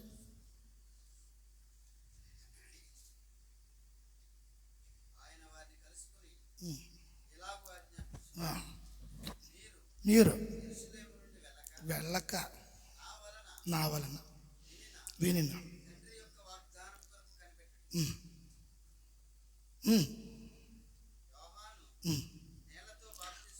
నీళ్లతో బాప్తిజం ఇచ్చాను కానీ యేసు ప్రభు సిలువ మరణం తర్వాత మాట్లాడుచున్న మాటలు, సిలువ మరణము పొంది సమాధి చేయబడి తిరిగి లేచి వచ్చి శిష్యుడు కలుసుకున్నాడు. వీళ్ళు ఏం చేశారు తెలుసా?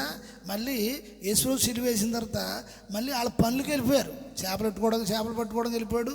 తాపి పని చేసేవాడు ఆ తాపి పట్టుకుని ఆ బద్ద పట్టుకుని ఆడు వెళ్ళిపోయాడు ఇల్లు పని చేసుకోవడానికి. ఈడేమో పాత వాళ్ళంతా మొత్తం బాగు చేసేసుకుని కుట్టేసి చదివేసుకుని ఈడు వాళ్ళట్టుకుని ఈడు వెళ్ళిపోయాడు చేపలు పట్టడానికి. ఈ యేసుప్రభు లేరు కదా, ఇంకా ఆయన చనిపోడు కదా అని ఈ వాక్యాలు ఏం జ్ఞాపకం లేవు వాళ్ళకి. ఆయన చెప్పిన తిరిగి లేస్తాను ఇవేం జ్ఞాపకం లేవు. ఇలా ఎవడి పని కాడికి వెళ్ళిపోయాడు అంతే, బతుకు తెరుగారు. అలాగే వెళ్ళిపోతే ఇలాగే వెళ్ళిపోయిన వాళ్ళని మళ్ళీ కలుసుకోవడం వచ్చాడంట ఆయన. దేని స్తోత్రం కలుగును కాక. హల్లెలూయా. ఈ అపనమ్మకస్తులు 3.5 సంవత్సరాలు వీళ్ళతో నేను ఉన్నాను, చూశారు, నాతో ఉన్నారు, పండారు విషయాలు. అయినా వీళ్ళేమి నిలకడలేని మనసు, అవిశ్వాసులు, అల్ప విశ్వాసులు. వీళ్ళు వదిలేరు కదా, ఆయన వదలలేదు.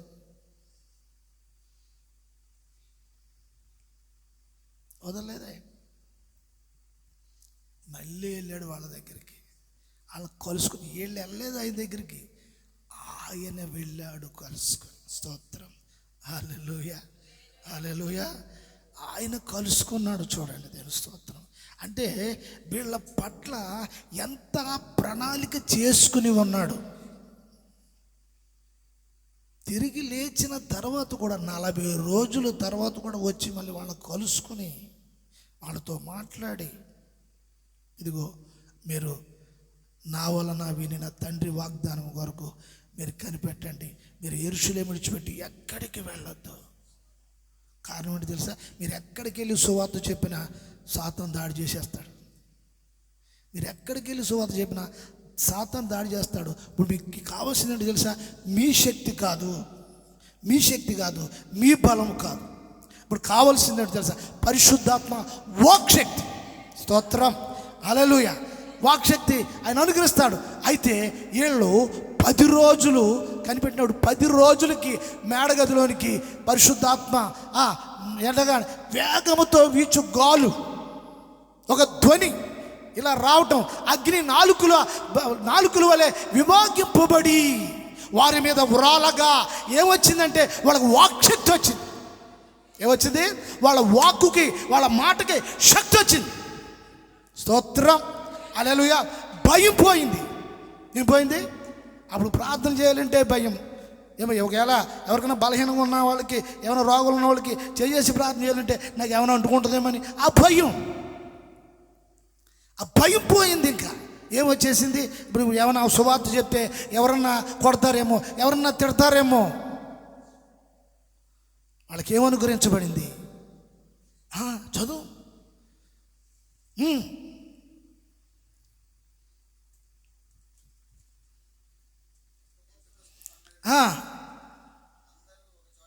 కూడి ఉండి అందరూ చూడండి, అందరూ ఒక్క చోట కూడుకున్నారంటండి. అందరూ ఒక్క మనసుతో కూడుకుని ఉన్నారట. అందరూ ఒకే తాత్పర్యం కలిగి ఉన్నారంట. అందరూ యేసు ప్రభు ఆజ్ఞకు వారు విధేయులయ్యారంట. నేను స్తోత్రం కలుగును గాక. హల్లెలూయా. ఆ విధేయత కలిగి ఉండటం వల్ల వాళ్ళ మీద పరిశుద్ధాత్మ వాలారు. అందరూ కూడుకొని ఉండగా అప్పుడు వేగముగా వీచు అంటే పరిశుద్ధాత్మ. చూడండి, పరిశుద్ధాత్మ గాలితో కూడా పోల్చబడింది. పరిశుద్ధాత్మ పోలిక మీరు బాగా గుర్తించాలి, మీరు అర్థం చేసుకోవాలి వాక్యాన్ని. పరిశుద్ధాత్మ అంటే పరిశుద్ధాత్మని గాలితో కూడా పోల్చబడింది. పరిశుద్ధాత్మ శక్తితో పోల్చబడింది, పరిశుద్ధాత్మ వాక్కుతో పోల్చబడింది, పరిశుద్ధాత్మ నూనెతో పోల్చబడింది, పరిశుద్ధాత్మ నీళ్లతో పోల్చబడింది, పరిశుద్ధాత్మ అగ్నితో పోల్చబడింది. వేగముగా వీచు గాలి, ధ్వని,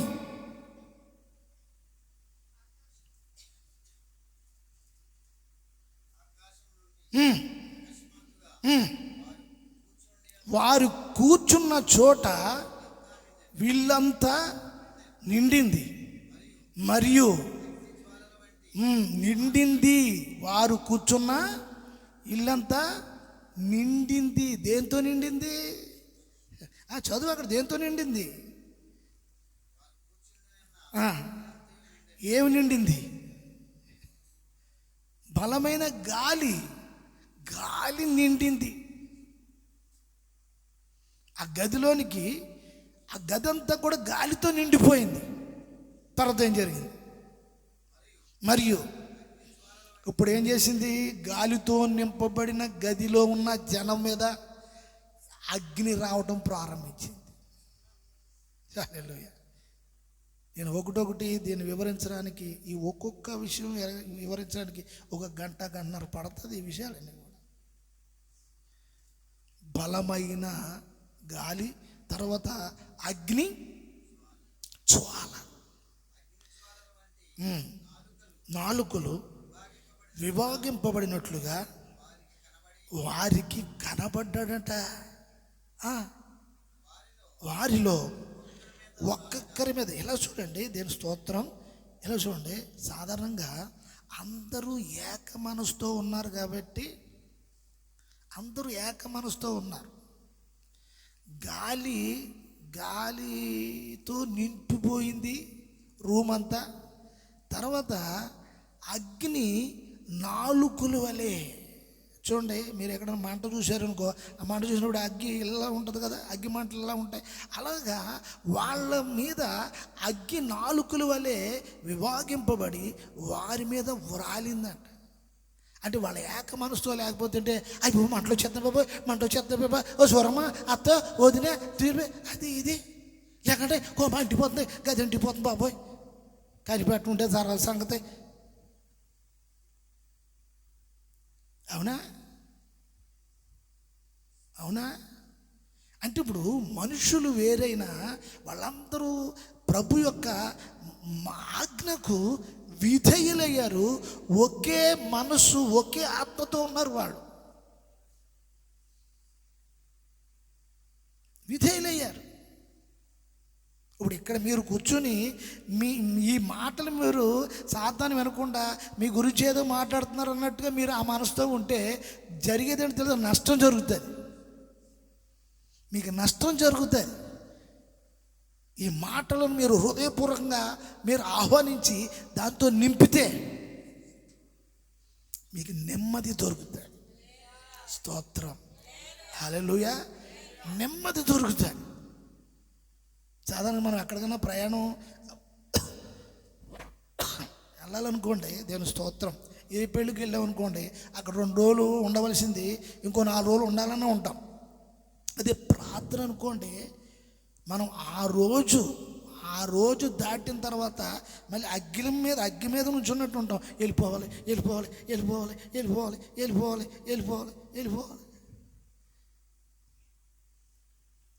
ఆలోచించండి. వ్రాలగా, ఒక్కొక్కరి మీద వ్రాలగా ఏం జరిగింది?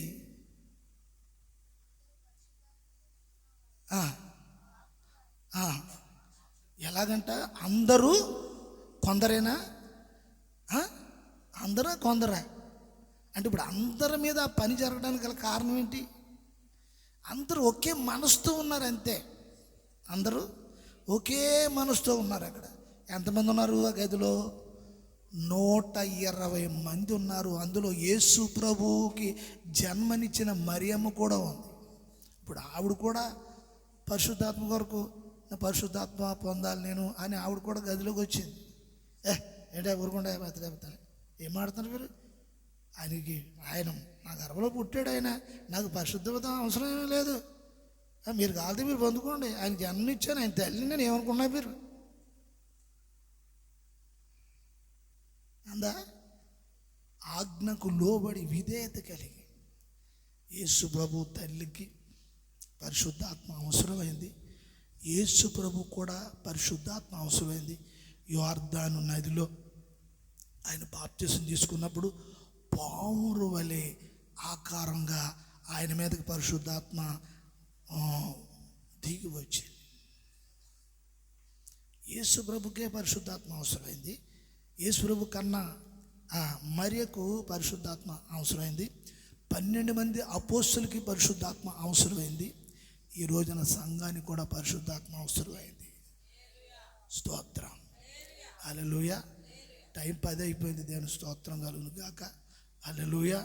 ఒక్క వచనం చదివేసి నేను దీన్ని వివరించను, సమయం లేదు కనుక నేను దీనికి సంబంధించిన ఒక వచనము అపోస్తుల కార్యములు, అదే అపోస్తుల కార్యం 2వ అధ్యాయము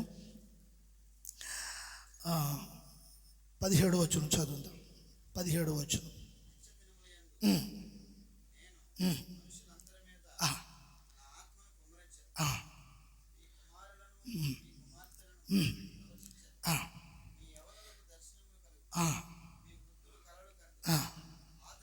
ఆ దినముల్లో కనుక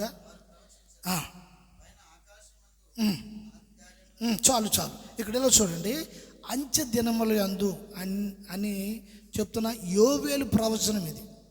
యోబేలు గ్రంథంలో యోబేలు ప్రవచించిన ప్రవచనము అపోస్తలులు దాన్ని కోట్ చేసి వాళ్ళు తెలియజేస్తున్నారు. అంటే ఇప్పుడు పరిశుద్ధాత్మ కాలము, ఇది కృపాకాలము. ఈ కృపాకాలములో అంచె దినములలో పరిశుద్ధాత్మ అంట అందరి మీద కుమ్మరిస్తారంట దేవుడు. స్తోత్రం కలుగును గాక. కొందరి మీద కాదు, ప్రపంచంలో అందరి మీద కూడా పరిశుద్ధాత్మ కుమ్మరిస్తారంట. కొంతమంది ఏంటంటే ఇప్పుడు ఆ డినామినేషన్ వాళ్ళు, పరిశుద్ధాత్మ నమ్మని వాళ్ళు, వీళ్ళు ఎన్నో రకాలుగా ఉన్నాయి కథ. అయితే ఇప్పుడు వీళ్ళందరూ ఎలాగుంటే దేవుడు మాత్రము ఒకే మంచి మనసుతో మీ అందరి మీద కూడా పరిశుద్ధాత్మ నేను కుమ్మరిస్తాను, ఆయన కుమ్మరిస్తానని చెప్తుంటే వీళ్ళు అంటున్నారు పరిశుద్ధాత్మ లేదంటున్నారు. అంచె దినములలో ఆయన ఆత్మ కుమ్మరిస్తానని చెప్తున్నాడు. నా దాసుల మీద, నా దాసురాళ్ళ మీద, అంటే సేవ చేసే వాళ్ళ మీదకి పరిశుద్ధాత్మ కుమ్మరిస్తారట. ఎలాగంట? దాసుల మీద, దాసురాళ్ళ మీద కూడా. ఇంకా పరిచయం చేయాలంటే ఆత్మ ఉండాలి. స్తోత్రం, హల్లెలూయా. మాటలు చెప్పాలంటే, వాక్కు చెప్పాలంటే ఆ వాక్కు వెళ్ళి అవతల దురాత్మల చేత పీడింపబడుతున్న ఒక్కొక్క వ్యక్తికి విడుదల కావాలంటే వీళ్ళ మీద పరిశుద్ధాత్మ అభిషేకం ఉండాలి. లోపల ఆసక్తి ఉంటుంది. నేను ఎవరికి వాక్యం చెప్పాలి. దాసురాండ్ల మీద, దాసుల మీద ఆయన ఆత్మ ఎందుకు కుమ్మరిస్తారు? ఆయన పని విషయం అది. ఆయన పని జరగాలంటే నీకు ఆత్మ ఉండాలి. దాసురాలకి ఆయన ఆత్మ కుమ్మరిస్తారు. అట్లా కాదు, సంఘంలో పిల్లలకి, వృద్ధులకు, ముసలి వాళ్ళకి, ఇదంతా ఆ పెంతుకోసు సంఘం అని, ఆ జయమగల దేవుని సంఘం అని, ఈ సంఘం అని, ఆ సంఘం అని, ఇదేమి లేదు. ప్రపంచంలో అందరి మీద కూడా ఆయన కుమ్మరిస్తారంట ఆత్మదేవుని స్తోత్రం, హల్లెలూయా. అయితే ఇప్పుడు ఉండవలసింది ఏంటంటే వాక్యం నమ్మాలి, దేవుని ఆజ్ఞను నమ్మాలి, సత్యాన్ని నమ్మాలి, దానికి విధేయులు చూపాలి. నువ్వు ఆడి నమస్తా, ఇటీ నమస్, అదా నీ క్రీస్తు సంఘం, ఇదా చర్చ కష్ట, ఇదేమీ కాదు. వాక్యాన్ని నమ్మాలి. దేవుని స్తోత్రం, హల్లెలూయా. పిల్లలు యవనస్తుల మీద ఆయన ఆత్మ కుమ్మరిస్తారంట.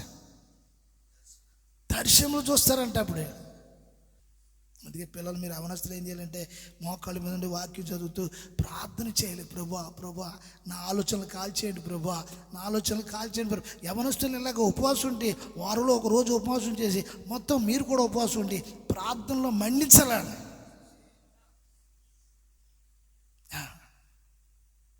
సేవకురాలు కూడా ఏం చేయాలంటే, ప్రభువా ఈ సంఘాన్ని ప్రభువా నాయన మీరు రాకడ కొరకు మేము సిద్ధపరచాలి, ఈ ఆత్మను అప్పగించాం కదా ప్రభువా తండ్రి, ఏం చేయాలి ప్రభు, ఏం చేయాలి ప్రభువా, దాని స్తోత్రం చెప్పాడు కదా, దాసురాల మీద అంచె దినములో ఈ ఆఖరి దినాల్లో ఉన్నాం. ఇప్పుడు దీనికోసం ఏడిసే సమయం కాదు ఇప్పుడు, ఇది ఆ రోజులు కాదు ఇప్పుడు,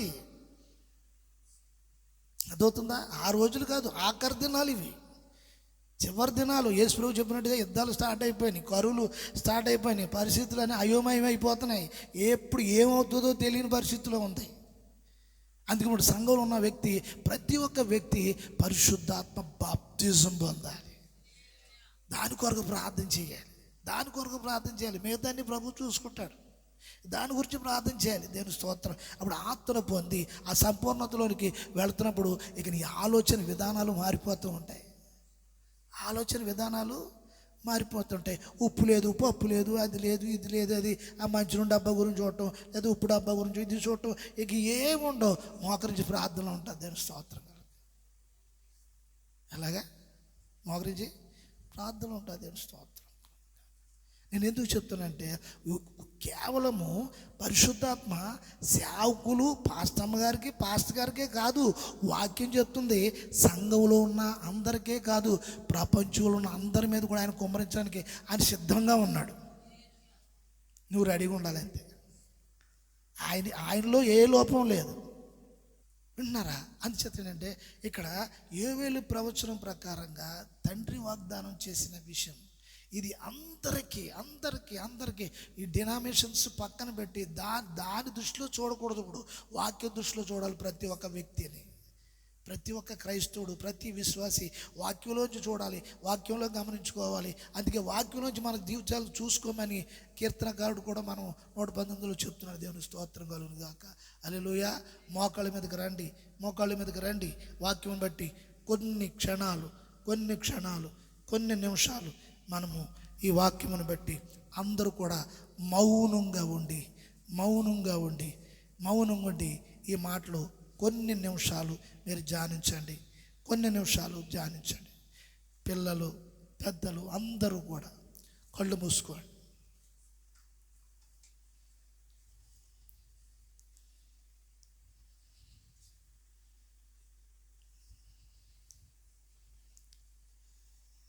మోకరించి కాళ్ళు కొన్ని నిమిషాలు. స్తోత్రం.